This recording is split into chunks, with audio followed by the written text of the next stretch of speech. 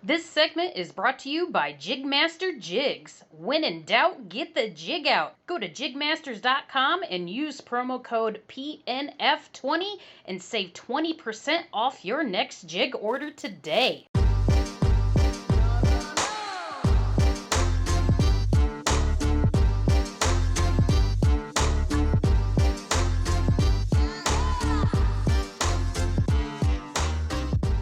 Welcome to the Paddle and Fin podcast, everybody. It's your host, Ricketts. I'm here with Dieter Melhorn of Dieter Melhorn Fishing. If you guys don't know Dieter, he's a real popular cat fisherman out there. He's got a great YouTube channel, 21.47 thousand followers. Am I right? Are you serious? I don't know. I don't keep up with it that much. I looked a little bit ago, 21,000. I know it's 21,000 very good. change. Very good. Yeah. So I actually don't look at subscribers. I actually look at what the views are doing. And that's what that's always been my saying. Subscribers are for your ego and views are for your bank account. So that's like the people are watching. So let's touch base on that too. I think a lot of people like to know that for sure. So Welcome to the podcast. I appreciate you coming on, man. I know I'm excited for this one. It's kind of surreal because we were just chatting before we went live here. And since I started this segment, getting all the catfish guys on here, you know,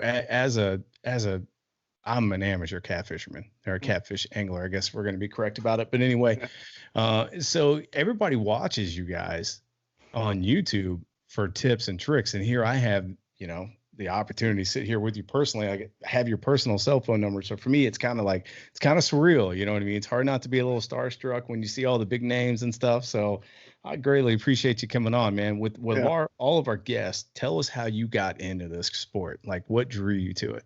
Yeah, I mean, I guess like a lot of people, I started out fishing as a kid with my dad and, you know, fishing on the riverbank. And it was like the progression of anybody fishing.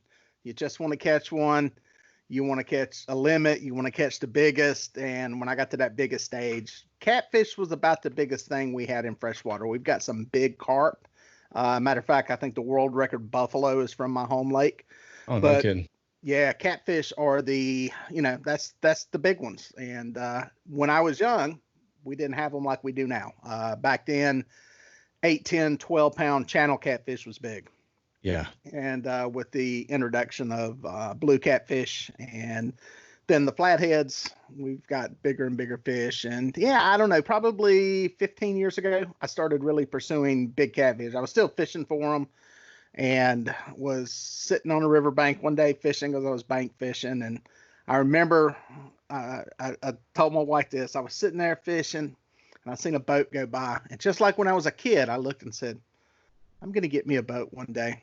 And like 5 seconds later, I go, dude, you're a grown man. You can go get a boat right now. I reeled my stuff in. We went to Bass Pro Shop, of all places, to buy a boat.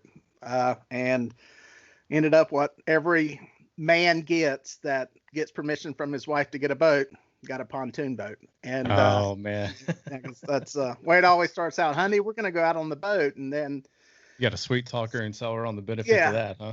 Yeah, 6 months later she doesn't care about going on the boat and you're stuck with a party barge. So but yeah, that's kind of the progression. And from there it got more and more into targeting big catfish and trophy catfish. So that was kind of the rapid elevator pitch on how that happened. So when I started interviewing guys on here, one thing I found out is most interesting to me is how in-depth catfishing really is, because there's a general idea that you're throwing a huge chunk of bait out there, soaking it, drinking a few beers, catching a sunburn, trying to catch catfish. That seems like that is how that is looked upon. Now, it blows my mind that it's actually very more intricate than that. And it's just as complicated as bass fishing.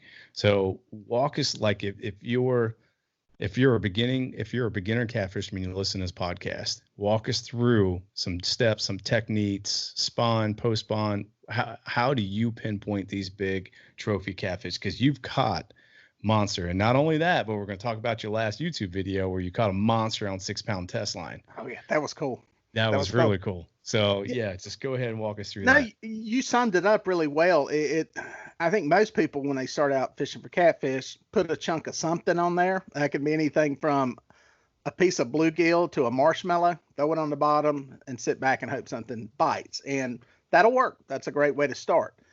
But like you were saying, it as you start to target the fish, it gets a lot more specific, and you really start getting into electronics. Structure scan, size scan starts to come into play.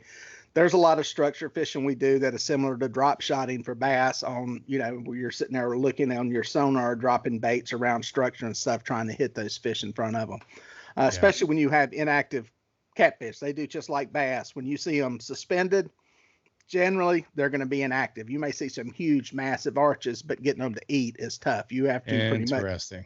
Yep, you have to hit them in the head. And what's funny is I learned a lot of this stuff from watching bass fishing shows. I still watch those shows religiously, right? Because there's a lot of good information in there that crosses over with what bass guys are doing. For instance, when they're fishing on Lake Murray during the Bassmaster Classic a few years ago, they were talking about what the blueback heron were doing, where they were spawning at points, all that kind of stuff. Ding, ding, ding. Guess what? Whatever month that is happening there, blue catfish are also up there feeding on those fish. So there's a lot of crossover. Sadly, some of the blue catfish are feeding on some of the bass that are in there too, along with the flatheads. But it has gotten very technical, especially when it comes to the trolling, drifting, dragging, whatever you want to call it, with basically moving your boat and pulling baits. That's almost a crossover into the walleye world, the way they troll for, fish. And there's more to it. And, it's one of those things that can be very, very simple, or you can make it as complicated as you want. And, the more complicated it gets, the more frustration, the more money. And that's one of the big things we're seeing in the catfish world that the bass world saw 30 years ago, is that as more and more people get into it, especially in the tournament side, it gets more and more competitive. Everybody wants to do better and better. Everybody now is running around, HDS 12s, the big, sonar units. A lot of guys are running two of them because they're too lazy to look over their shoulder at what's in front of them when they're looking out the back of the boat. So they've got one up here. Everybody has, we don't use the foot pedals like bass guys. We usually have a iPilot hanging around our neck so that we can control the trolling motor from different parts of the boat. Yeah. Power poles, that's another thing that's really nice for shallow water fishing. You roll up into, there's a lot of times we're targeting fish in 2, 3, 4 feet of water. It's nice to take a trolling motor up in there, drop down a power pole, or two of them usually, and fish. So it's gotten more expensive. You got to get to the holes quicker. Guys are getting bigger motors. It's the same path. It's the same path, just a bigger fish, and maybe less frustrating. There's more of them. I think they're easier to catch than bass are, generally speaking. We don't have the sight fishing that you do like you do in bass fishing, but there's some comparisons, and it's starting to go down the same path. Yeah, I can kind of see that too. Suspending catfish, why are they inactive? Why would you consider that active? And the reason I'm asking is because the last time I went out was this past weekend, and it was my first time out this year. And I was testing out the new setup, and I was marking tons of them. I was marking them on the bottom, and I was marking them suspending, and then they were rolling on top water eating small shad. For whatever reason, I couldn't get them to hit nothing. Bluegill, shad, what else? Skipjack. I was using skipjack too, and they had nothing to do with any of it. And so I'm real curious of why they don't hit when they suspend. That I don't know. I know bass do the same thing. I don't know if they are just hitting a perfect water temperature. Maybe there's a certain amount of dissolved oxygen they like at that level. Maybe it's worse down in the bottom part of the lake. Maybe they just feel comfortable swimming. But it seems like any fish that when they start to go on the hunt, and outside of pegging on, a bait ball, it's like they're kind of like being near something that they can ambush out of or come out of. So, but I don't know. I've got a video up. If you dig through my channel, I forget what it's called. We found these massive arches for years, and it was always in January, February, huge arches, perfectly shaped. It showed that they were sitting still. They were not moving. There was no, weight ripple coming off of them. And several of us fished these things year after year, just vertical fishing over them, trying to hit them. Never could catch one. And we tried throwing a cast net, but they were down deep enough, the net's closing up, and I finally caught one last year. And It's in one of my videos. I'll go ahead and tell you what it is. I usually make people go watch it, but it was actually alligator gar, or not alligator, long-nosed gar. Oh, no kidding. Massive schools of them that were sitting there, and they kind of become inactive when it's cold, and they would just sit there 8-10 feet off the bottom, just hovering, not moving. And finally dropped the camera down on a clear day and got some shots of them. So yeah, it must just be something with fish when they just say they get their swim bladder right where you're just sitting there and they just go, I'm just going to chill for a while. It's just their comfy place on the couch, huh? Yeah, exactly. Oh, that's interesting. What bait? What's your go-to bait? I see you throw everything from cut up chicken breast to, shad, bluegill. The cut up chicken breast, you do some damage on that too. And it's kind of funny because I'm looking like I'm never going to use chicken breast, but here you are, you go out there and you catch them. Yep. I just taped, sitting right here is the 5 lies about catfish bait.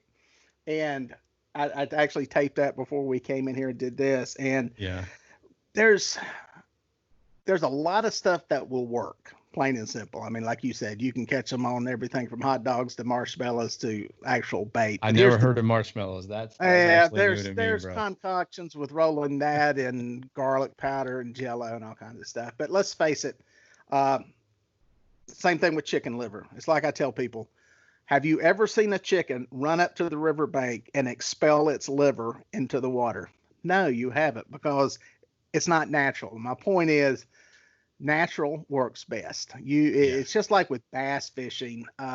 If you're throwing crankbaits or something, it's nice to have something that looks like blueback herring or looks like bluegill or something that is in, that water that you're fishing. And whatever you can get out of the water of where you're fishing is what I tell people to start with. And if that means catching bluegill on some redworms, that's I'd call it working up the food chain. Same thing I do when I go saltwater fishing. I start at the bottom trying to catch something, then get something bigger to eat it, and then take that bigger something and throw it out for shark bait to catch the apex predator. So that's kind of my take. They'll all work. I've always said the best bait, if you were going to put me in a helicopter or a jet, blindfold me, fly me somewhere, not tell me where I'm going, and drop me in the water and go, you got to catch a catfish. You only get to take one bait. It would be gizzard shad, because they're widespread. They're pretty much anywhere in pretty much most of the waters that catfish inhabit, and it's a good universal all-around bait. The bad part is if you're a bank fisherman, they can kind of be hard to catch because you got to catch them with a cast net, so that can be limiting. But yeah, gizzard shad's the one, and then I catch them in North Carolina. We can actually use game fish if they're caught on rod and reel and they meet the length and creel limits. So they'll eat striper chunks. They'll eat, to the guys that fish Lake Norman north of here, it's loaded with spotted bass, and every one of them's that long. And oh, no kidding. They tell me to kill every one of them. There's just so many of them. So I keep the legal limit of those things and use those for bait. But they'll hit about anything. Bluegill, another good bait that you can use. We got white perch here that have become landlocked, and we've got those things. So a good little covering. Fish, start with fish, and then go to the grocery store baits, as we call them. I would have thought bluegill for a universal bait. For one, you can find those too, and they stay alive forever. Yeah. The one thing with bluegill is there's some states where it's illegal to fish with them. So, no kidding. I didn't know that. Yeah. There's actually some places, I want to say Minnesota, or there's a couple of states that won't let you fish with them. So they won't let you use any game fish. So, wow. I did not know that. Yeah. So a buddy, a guy we know, we did a podcast with, he lives up in, I think it was in Wisconsin. He caught a huge pike, felt something hard in its stomach, and they thought maybe it ate like a pop can or something weird. So they started to flay it, and they cut it out, and a 9-inch bluegill popped out of its stomach and started flapping on the table, and it was out of the water for 6 hours. This fish was. So that you can actually check out on YouTube. It went viral. That's that video crazy. went viral. Yeah. Isn't that crazy? Crazy. So yeah. They live throughout everything. I know it's one of my favorite baits too, because if I'm on a kayak, I don't have the filtration system that the big boat bait tanks have. You know what I mean? Yeah. Which that may be changing, because I may be working with somebody to get that change and prototype something like that for a kayak. But and this is the bait that stays alive, man. Yeah. it just stays live no matter what. Now shad, it's really hard. I can only put a few of those in my bank tank before they get all red nosed and belly up on me and stuff. Yeah, So that's the thing. They usually want some kind of rounded edge because they will smash into the sides of the things. And that's the thing with, you guys in kayaks, it's a lot tougher. It's a lot tougher to keep bait and, keep stuff alive. So a lot more of a challenge. I admire you guys getting out there and doing that. Man, it's a different type of fishing, but the kayak world is evolving towards the same comforts as the big boat world, right? Yeah. Because now we have electric motors, and everybody's outfitting their boats with electric motors. So it was kind of funny. I think it was one of the live videos we did, but it's coming full circle because there's big boat guys that want to go to kayaks because it's a lot easier. And so they get into kayak and they're like, well, I can modify it and do this and this and this. The next thing you know, they're back into a motor and got every gadget they can possibly think of on their kayaks. And it's just a miniature version of what they already had. But yeah, I know I'm huge into it. I've been kayaking for a long time. I'm going to have a motor on mine this year as well. I got Chris Souders chomping out the bit to get on one too, so we're going to make that happen. I'm going to go out and fish with him a little bit, but you ever thought about kayaking, or is it just not your bag? I have. I actually had a kayak company reach out to me about doing something on a kayak, and I kicked it around. Here's my problem, and it's what you just said. Is when I go do it, I'm just not one of those persons that's gonna go in there and go, okay, well, yeah, that's kind of fun. I'll just fiddle around with this. The next thing you know, I'm going to be buying a sonar unit, some type of motor. And it's going to just turn into another expensive habit. Yeah. And I'm trying to rein myself in from doing it. At first I said, well, I'm too fat to get in a kayak. Well, then I lost weight. And then they tell me that, one guy sent me some pictures of these kayaks, standing up in, rocking back and forth, and nobody's falling out of them. So I can't use that excuse anymore. But yeah, I think I'm going to stay away from it for a while for just my own finances.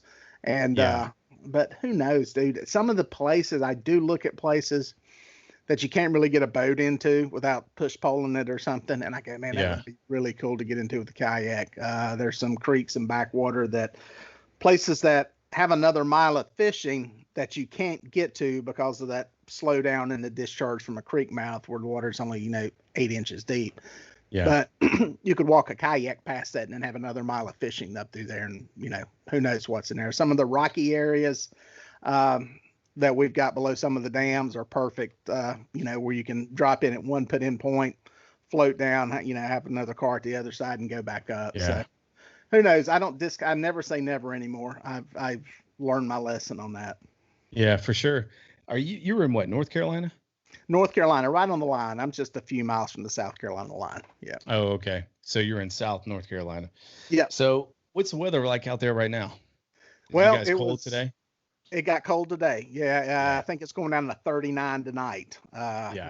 So yeah, it got really bad and windy. I was going to fish this morning. That was the plan. Got out, and the 8 to 10 mile an hour wind was 12 to 15. And I decided to work on some stuff here in the studio and get some stuff shot. So, we had nice temperatures, highs, mid 70s, mid 80s or lower 80s, overnight temperatures in the 60s. It's got our water temperature into the 60s now, 67, 68 degrees. It'll be a little bit of a drop with this, day or two of cold, but I don't think it's going to be that bad. We've got plenty of sunlight hitting the water, and it's cloudless, so I think we'll be fine. Fishing's still going to be. We've had extremes here, man. It went from being 80 to 40 to 70 to 50, and now 80 and back down. I mean, it's going, and when that happens, everything just shuts down, But we have a week of consistent 50s all next week, and I'm going to try to get out. Now, the problem with that too is that the bait drops. It'll be on the surface and it'll drop 20, 30 feet. It'll drop all the way down in the lakes, and it makes it tough because I pitch a 10-foot cast net, and I'm new at that, so I couldn't tell you what the little diameters. I don't know, man. I just throw it. Somebody told me to buy this kind, and so I bought it. So I'm very green at this. I've been out of the catfish thing for a long time, and granted, when I first started catfishing, it was off the bank, and I didn't know any better. You know what I mean? So now that I have a way of targeting these fish, like I did bass, I'm very, very intrigued by it and stuff. So, this time of year when the weather's so up and down, it's not steady. How are you targeting these fish? I drag baits, trolling, covering the water is the best way. I'm trying to get on some flatheads right now. This is when they're waking up, they're starting to bite. And when I'm doing that, I'm anchored up usually around some kind of structure, whether it be trees laid in on the water's edge or stuff that I know is underwater, old bridges that they've imploded or something like that. But most of the time, what's working right now is these fish are kind of all over, and dragging big flats adjacent to river channels is working real good. And that's kind of the thing that's working. The flatheads are hit or miss still. Went out a couple of days, picked off 2 or 3 of them, and then can't get hit on anything. So I like anchoring. I like anchoring when I'm targeting specific tight areas. But it's hard to beat drifting, especially when you got 20-mile-an-hour winds like we do. We've got big drift socks. I guess you guys can use those too. We can, for sure.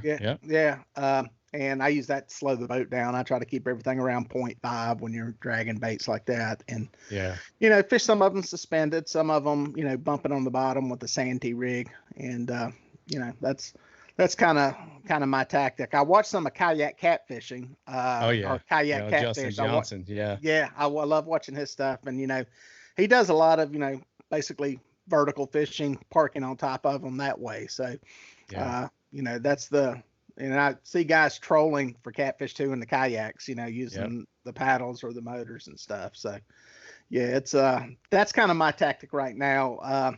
And if we've got water release going on, we don't have big rivers. We've got short runs between dams. A lot of times I'll try to play those, especially now if it's a warm day. Usually there's a water release in the afternoon for power generation, and try getting set up on some of those, especially right when they crank up.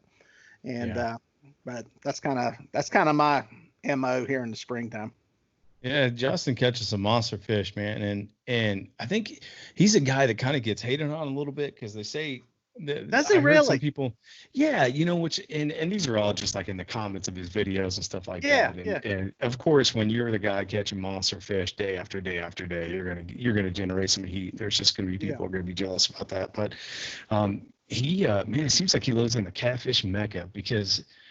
And it could just be the video world part of it, because it seems like when you guys release these videos, every time you go out, you're landing monster fish, but it's not the case. It's just you're not filming, you're not editing the videos where you skunk out.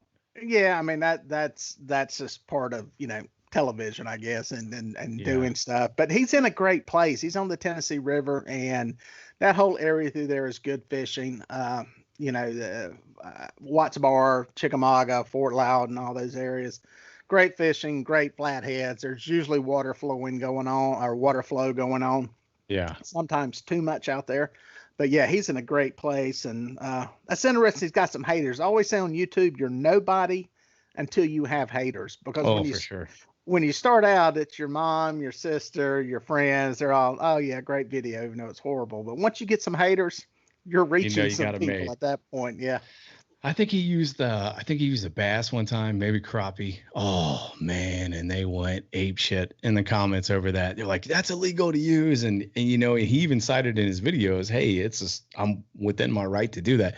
But as soon as he started using those fish, boy, for bait, man, they went crazy on him about that. So that's have you ever used bass? I've never used bass for bait. I never would have thought about that. Yeah, I've used the spotted bass that we got out here, and they work. They're fine. They're legal here. They're legal in Tennessee. A lot of states they're not legal in, and that's what I tell people. I go across the line into South Carolina, you can't use any game fish except for bluegill. So you got to pay attention to the laws. The other thing is, I mean, I'm not going to go. It's like those spotted bass. I use those because they're trying to eradicate them. They're invasive to begin with, and like I said, every one of them's 12, 13 inches long, and there's so many of them, they're all that size. And if you're going to use, I wouldn't be killing 3, 4, 5 pound fish. I think that's kind of a waste. But, crappie, same way, crappie, depending on what part of the country you're from. For sure. Those are legal here, not illegal across the line, legal in Tennessee. I usually use the one, this is a good time of the year to use crappie. I will say that, because it's like with bass, they're bank spawners. They start heading up towards shallower water, and it's a good bait. Usually what I do is I catch a limit of them, fillet them, keep the carcass, put those in a bag, freeze them, and I take those carcasses that have been filleted with the head attached, and I take those fishing. So interesting.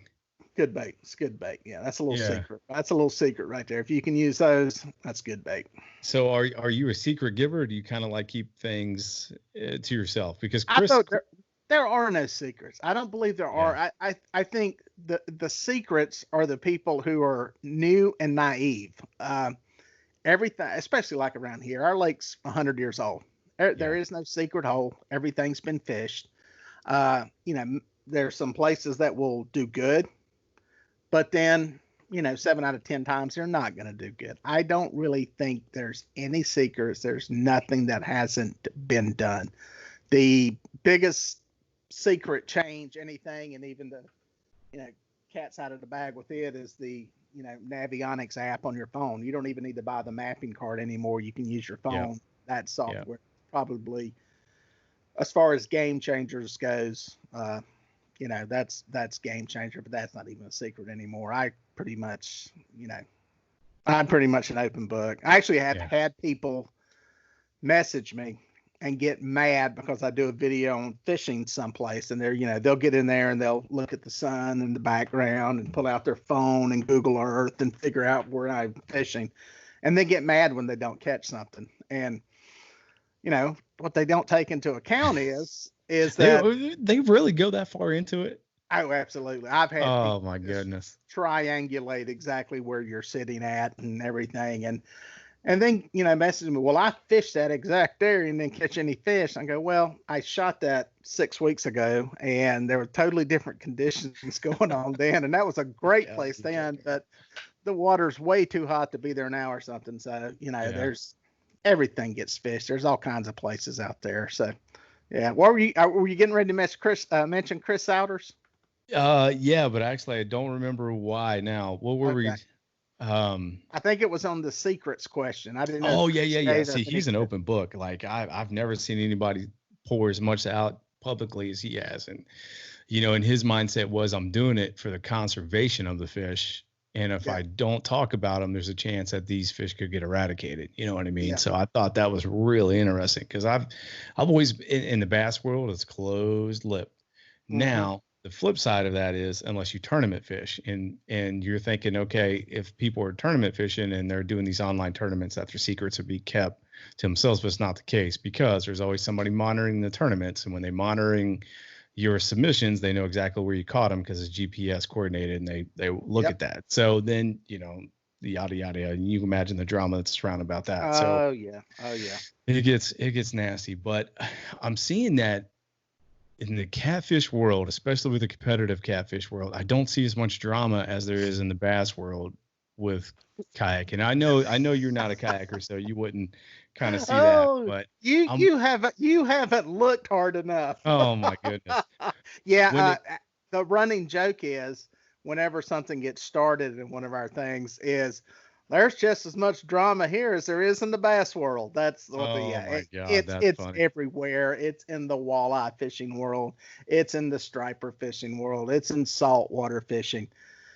It's everywhere. And it's, a lot of there's some envy. There's some jealousy. All of that plays into a part of it. And, that's just human nature. I think you can't let that stuff beat you down, is what it comes down to. And you know who I think the Jedi master of dealing with that stuff is? Catfish Dave. Yeah. He's got to be, because that dude, I got to have him on here, first of all, because when it comes to fishing from the bank, I don't think anybody touches him. Yeah. But he knows how to stir that pot, and he knows how to just poke those guys right back, and it's freaking hilarious. But he's also been a guy where he's caught fish, and they have pinpointed where he was and went and fished the hell out of a spot. You know what I mean? Yeah, and that's the bad. He fishes he's on the Tennessee River too, and he's got great access. That entire area. There's plenty of access areas that you can fish. The bad part is, if you're from there, you kind of know where every one of them's at, and it's kind of easy to figure out what's going on and where you're at, especially if you fish any during the daylight. If you're out there, but even at dark, you can figure out pretty much where he's at and stuff. So that's fishing. But again, I think it's always been that way.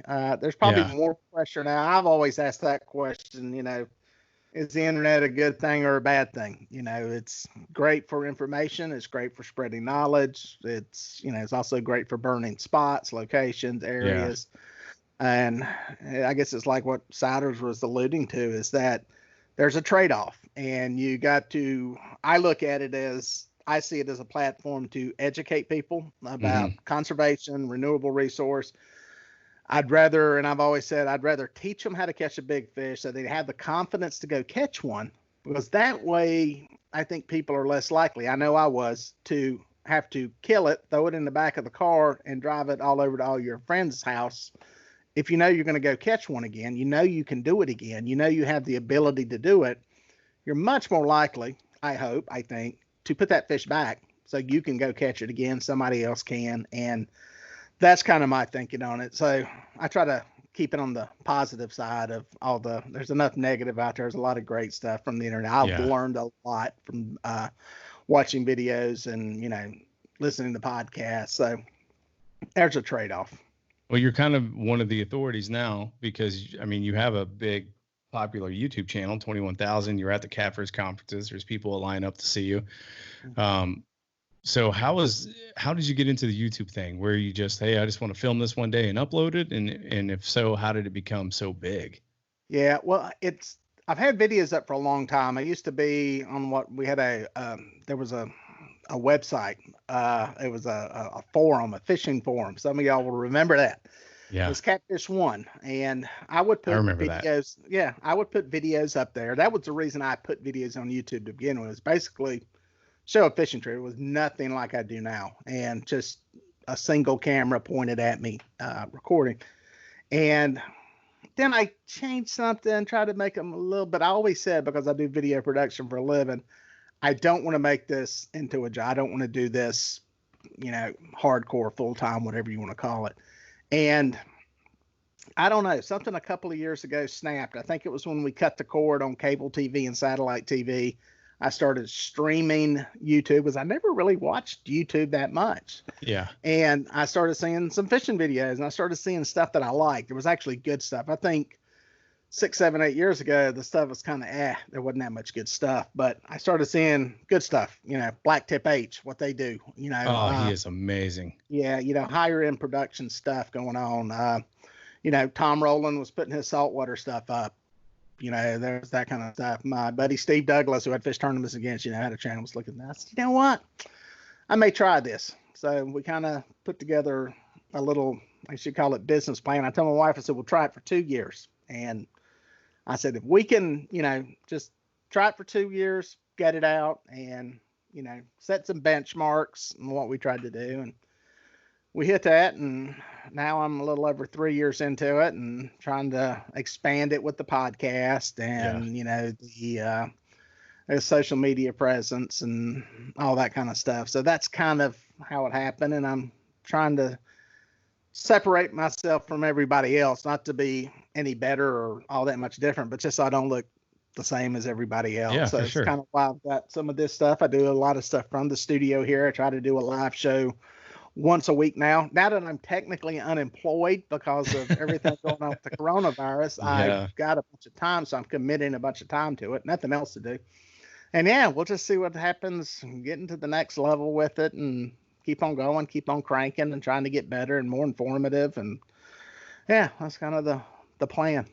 Your videos are different from a lot of other people's. And I think you definitely have a unique touch to them, because you have the studio, because your storytelling is not, you don't exaggerate on it. And you just walk through it, but you do it in a way where it's not really in your face. It's not bragging. It's just very informative. It's very educational, and it's just you telling a story. People are drawn to that because you can tell by the amount of views you got. Yeah. I think that's a compliment. So thank you. No, it is. It is absolutely a compliment because it's just not your typical YouTube video you see. It's not a chest harness. It's not a GoPro on top of the head or one hanging from your boat. I mean, it's nice, and your live videos are real nice too, man. So I just, hats off to you on that. You definitely have the touch. Thank you. You mentioned being laid off and in the videography world. So what exactly do you do? Well, we have a small video production business, provide camera crews for a big part of it is providing camera crews for like ESPN, NASCAR, that cover basketball games, football games, NASCAR races. Oh, wow. And then we do, corporate industrial videos, also process videos, how to make a insulated pipe cover for a truck or something like that. But the biggest impact was we had got done doing the SEC women's basketball tournament. We're getting ready to go into March Madness, ACC tournament, Final Four stuff. Yeah. And literally within it was in a 3-4 day period, boom, everything. We're canceling, postponing, canceling. And it came to a screeching halt. Oh, man.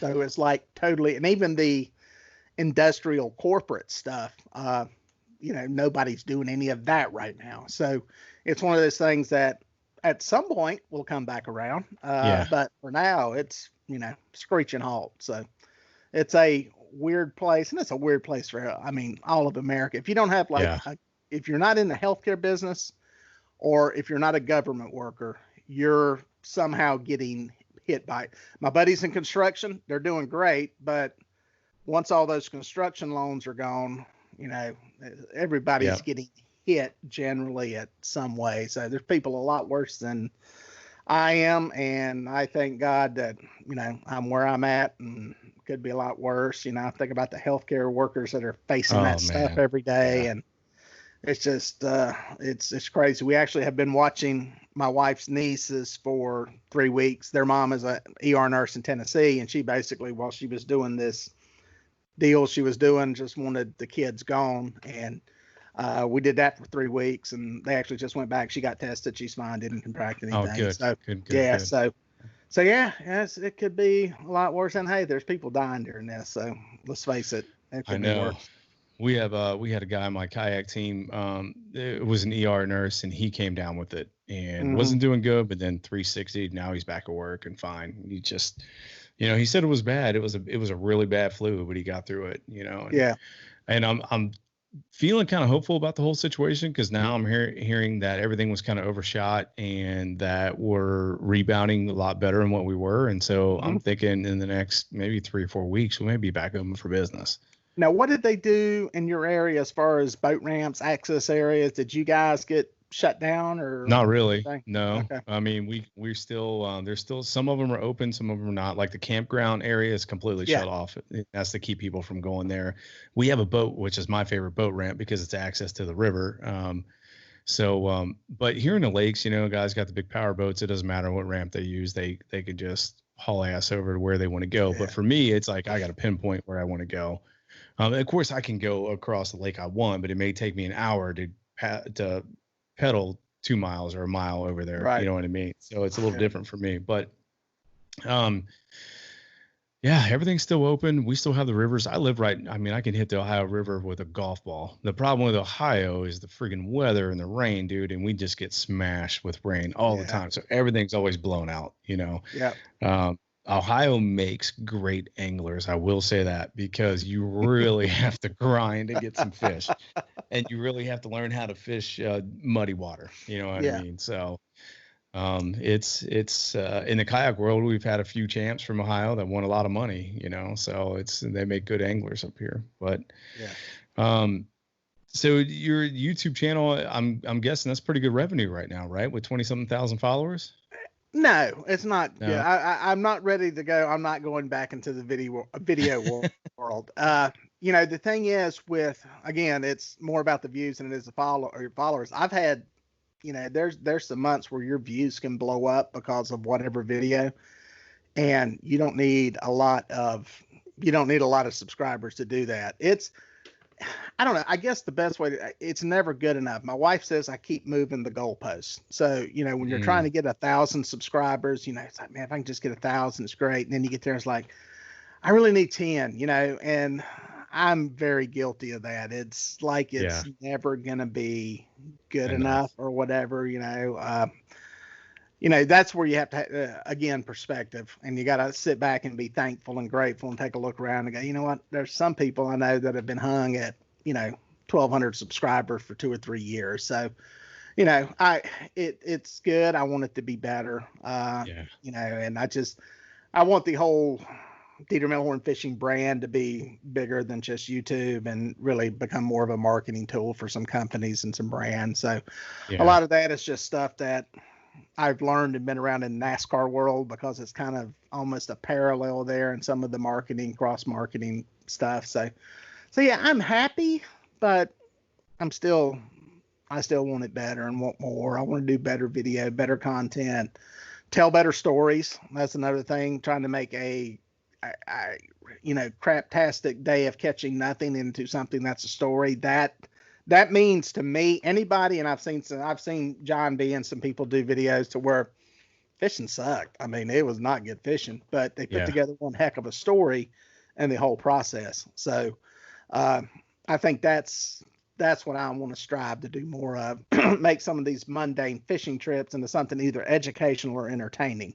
And that's kind of the stuff that I need to get focused more and more on. I actually watch a lot of the bass fishing YouTube stuff because I think there's some of those guys that, they do some good stuff and they put together some good videos. There's a lot more, there's a lot more big time YouTubers in the bass world than there is in the catfish world.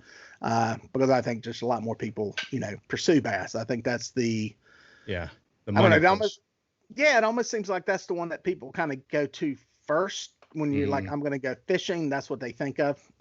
Because it's mainstream. It was on ESPN. ESPN on bass for a while, and it's very much into. It's close to pop culture as you're going to get with fishing, outside of Deadliest Catch, and you have to die to do that. So. You have to die to exactly. Big Tuna, that one's taken off pretty well. Yeah, that's some of those, the reality show stuff. So, but yeah, it's kind of what I'm doing. Just keep scratching and digging and trying to get better. Sure, weighs on your self-confidence a little bit, man, because you gotta, even if the fishing trip sucked, like you say, you gotta figure out how to tell a story. And you're like, man, what about me is so captive that's going to keep these people's attention for 10 or 15 minutes? Yeah, and it is a emotion. Anytime you get into trying to build any brand on social media, it's an emotional up and down for sure. With you get something going and somebody hits you up with a brand deal and you're like, cool, this is awesome.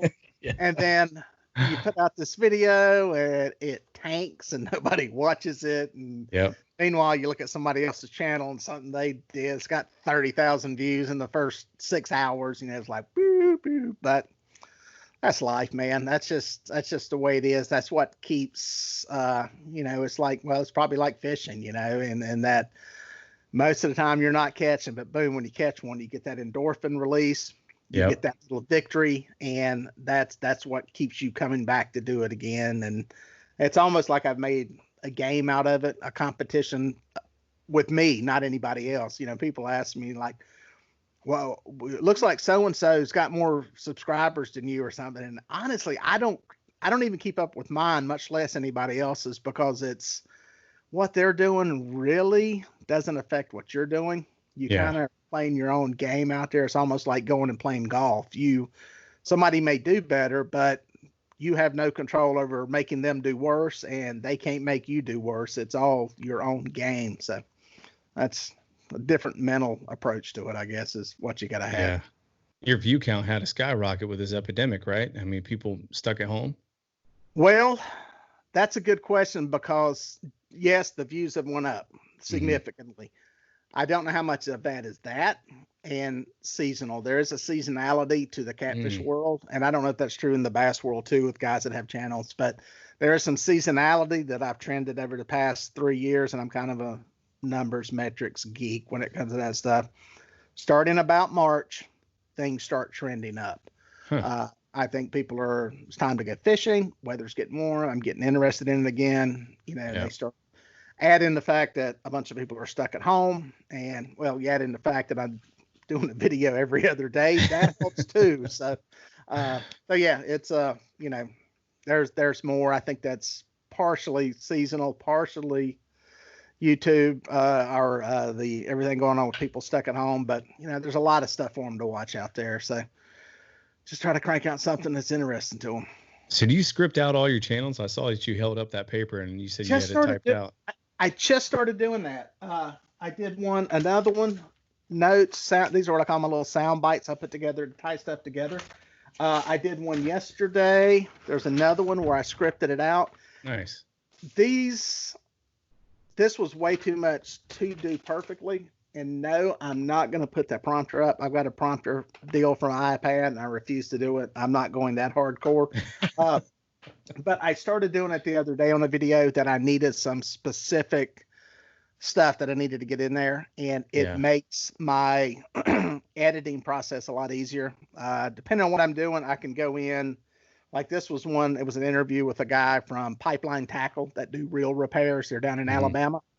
And shot an interview with them at the Catfish Conference, which is our catfish industry trade show.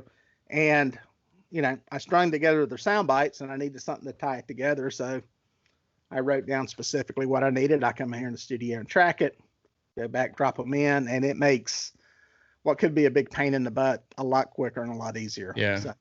So I'm doing a little more of it. That's kind of what I heard, man. When you're making YouTube videos, you want to film to edit, I guess, if I'm saying that correctly, because you don't want a bunch of crap footage that you got to edit through. You want it to be concise and spot on to eliminate editing. Yeah, exactly. In the real TV world, we call it shoot to edit. So, the one thing I get a lot of crap for is everybody wants to see takedowns. That's what everybody likes in the catfish world. Oh, yeah. To do that, you have to roll cameras continuously. And it would take on my boat 2 cameras because of the way the rod spread is to actually see a good takedown. And I've just never done it because it would be hours and hours of footage, or you have to roll it on a loop. And then if you put it on a loop and you forget to hit stop, then it doesn't record it, records back over it. So yeah, you're dealing with a lot of footage, especially on the fishing stuff, which mine has gotten worse and worse and worse. I had my son out a couple weeks ago, and we had 3 cameras. We had a chesty on him. We had what I call the pole camera, and then I had one handheld, and had all that footage dragged into a timeline, trying to cut back and forth between it. And I was like, what has my world become? This used to be so simple. One camera on a sticky mount on my boat motor, just a wide shot. It was so simple. Life was easy. Yeah. Now you're syncing up audio from all these cameras, and but it looks good. And once you get everything set, it's easy to get a lot of quick shots in there, because that's the one thing with YouTube. Most videos, you need a quick shot count, a relatively quick shot count. Some people can get by. Catfish Dave, his stuff, it's a very static, locked off shot. Okay. Yep.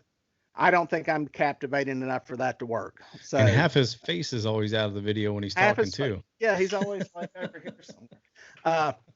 But that's a shtick, if you will, that works for him. And if I try to do it, or somebody else tries to do it, it's gonna look like you're trying to do that again. And it's just at some point it's gonna become, it's another guy doing exactly what he's doing. And so you got to kind of find your own way somehow, which is tough, dude. That is the toughest part. And I don't know that you can plan it. Sometimes you just have to stumble into it. It's kind of like with the way mine's evolved too.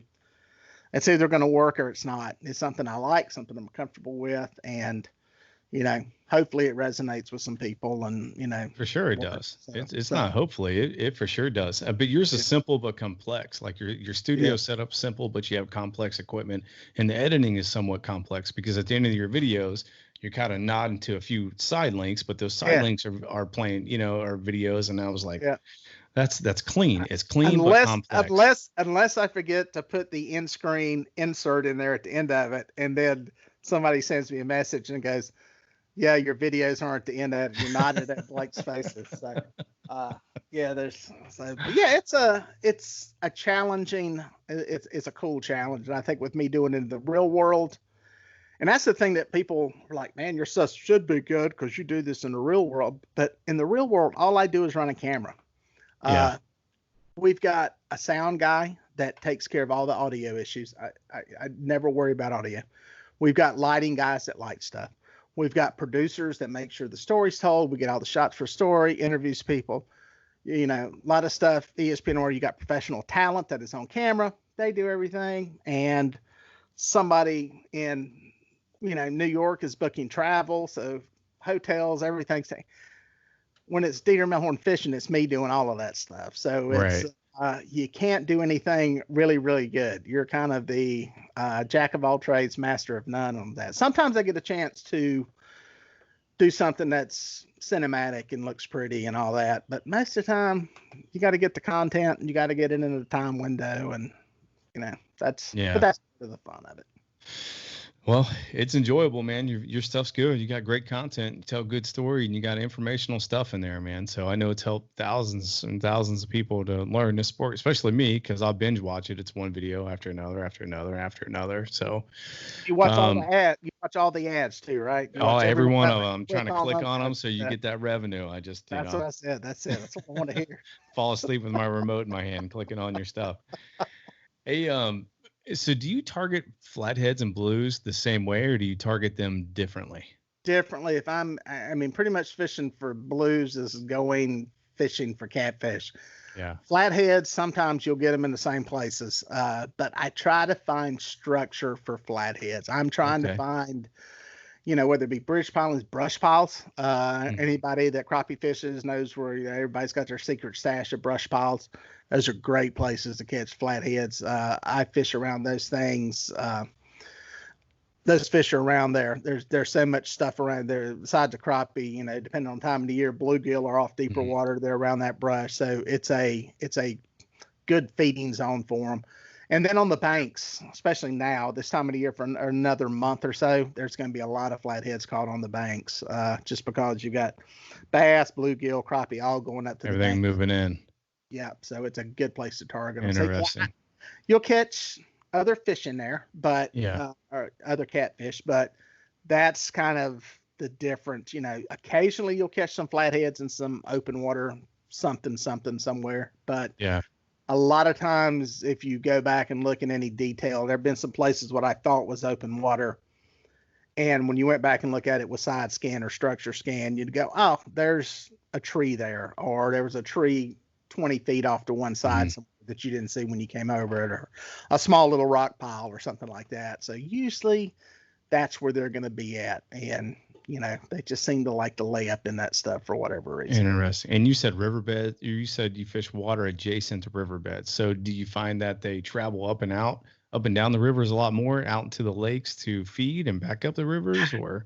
I think I think the thing is on the flats, my thesis on the whole thing is that bait fish, whatever bait whether you're talking about schools of perch, schools of crappie, or threadfin shad, gizzard shad, there's something in that water column, something in that depth, whether it be oxygen content, temperature, something that those fish like in that certain depth. So say that's, you're on a flat and it's 24-foot flat next to a 30, 40-foot river channel.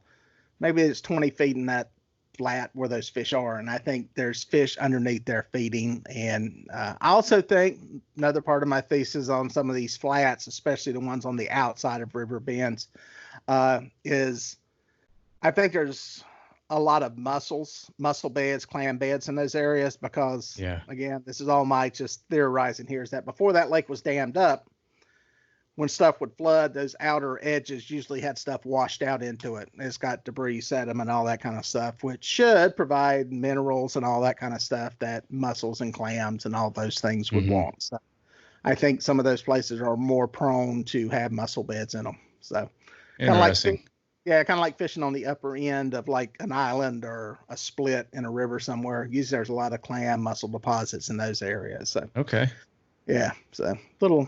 That's interesting, like that. Man. I know the smallmouth here in our rivers, they love the tiger mussels. I think it's, and they eat those up when I smallmouth fish. So we have we have a lot of tributaries that dump out into the Ohio, and then we have a lot of rivers that dump out into the lake. So, those specific areas I'm going to be pinpointing this year as well. That's interesting. So the thing I find most diverse when talking to people as well is tackle. Mm-hmm. Size of rods, braid or mono, what size mono, what brand of mono, what brand. I mean, it can be dizzying. Now you have the same freaking thing in the bass world, which I've grown to love, what I love, and I stick to that. But going back to the catfish world, I'm torn. Do I run braid to mono or braid to fluoro, or do I run straight mono?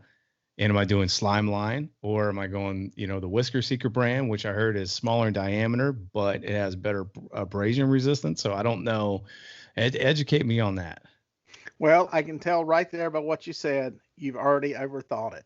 It's a lot simpler than that. No, I know what you're talking about. Everybody does it. Everybody tries to find that perfect combination, and a lot of it is personal. I use Andy line, Andy monofilament 30-pound monster line. It's a good line. I think casts well, not a lot of memory to it. Handles abrasion, very good. I use the high vis yellow because when I'm trolling and I got multiple lines, 6 to 8 lines out, it helps to see where lines are, all that kind of stuff. I have found for that type of fishing, braid is horrible because when braid is, when it gets tangled with another line, it's pretty much a knot. Take the scissors to it and it's gone. Monofilament, the bigger mono, you can massage out. The other thing is to get that same diameter that you can finagle with braid. You're up to 60, 80 pound line, and I don't want 60 or 80 pound braid on a reel that's designed for 20 pounds. So again, that's my style of fishing. Now, if I was vertical fishing for fish, I would do like I do with crappie and perch rods, and I would be using braid because I want to feel the bite. I want to feel when they hit it. Now, they're not like a crappie that's going to just pop it. You're going to feel it, but I want to feel the bottom too. If I'm bouncing on, a silty bottom, or if I'm on a rock bottom, if I'm trying to drop something next to a tree, it telecasts up braid a lot better. So, those things, it's a lot of it's personal. Here, you're not going to go wrong is what it comes down to when it comes to fishing line. And I say the same thing for fishing rods too. I had done a lot of stuff with Big Cat Fever and Catch the Fever rods when my channel first started. And this year I started with a mix of rods. I've got a B&M rod here, some of the Catch the Fever. I've got some of the green ones, the Slime Cat rods, trying those out.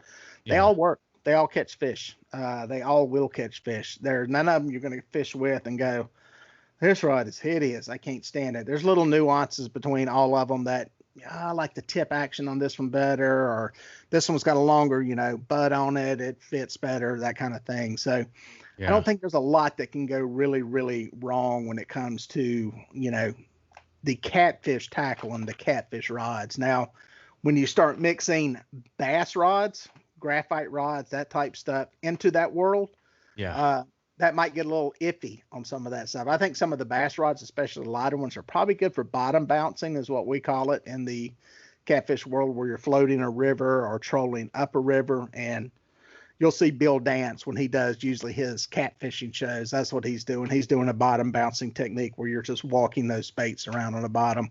Those lighter bass rods are probably well suited for that. These things over here, if you've been bass fishing and, casting 1,500 times a day, your arm would fall off with these heavy things. For sure. Those lighter rods, I think, would. And I actually just taped a podcast with Lyle Stokes from Catfish Weekly last night. He builds custom rods. He builds bouncing rods, and a lot of stuff that he does is gets into some of the graphite rods and that kind of thing. They're a lot lighter, a lot more sensitive. But you know how that is from the bass fishing world. You can snap the tip off of them too. Real easy. What kind of hook set you do. I know. I have $500 worth of broken rods sitting downstairs right now. Because when you're on a kayak, you hit it with what's called a high stick, and you snap the tips off all the time. So if a rod can survive a kayak angler's ordeal, then they'll survive anything. Because we're not easy on our gear. Is there a use for broken rods? I have some.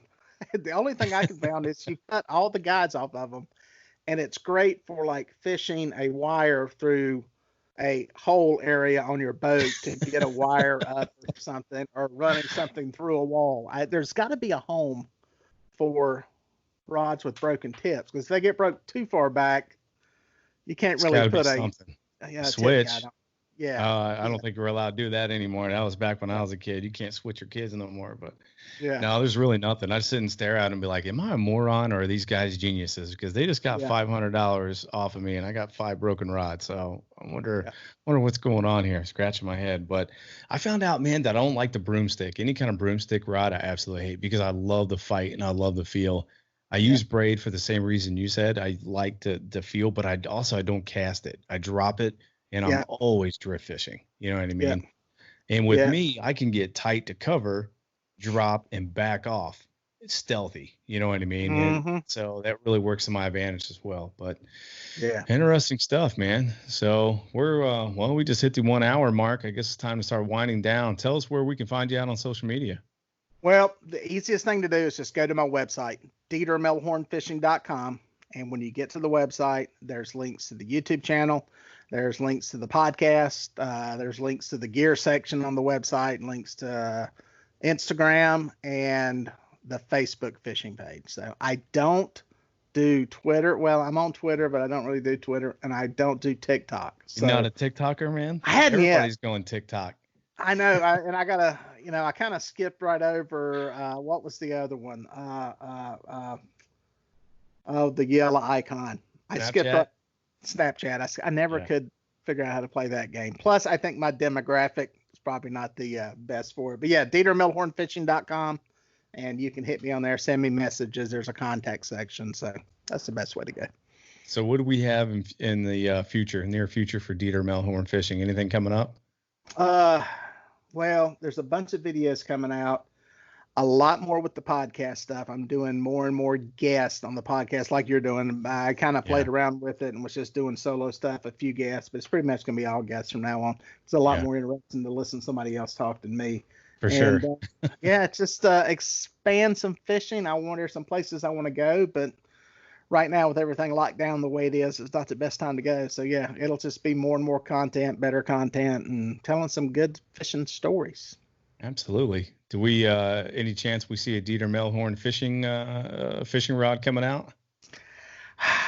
I'll never say never, but with so many fishing rods out there on the market, that's one of the things we're talking about in the podcast I take with all. There's a lot of them out there, and the market's kind of saturated. And I'll be perfectly honest, I don't know of anything that I could do better that you can't already go buy. So, outside of just branding and totally selling something like crazy and trying to push it and market it is, I don't know. That's not in my wheelhouse. If that happens, it will be a partnership with a bigger tackle dealer. So, but I never say never. I've been bitten way too many times by that in my life.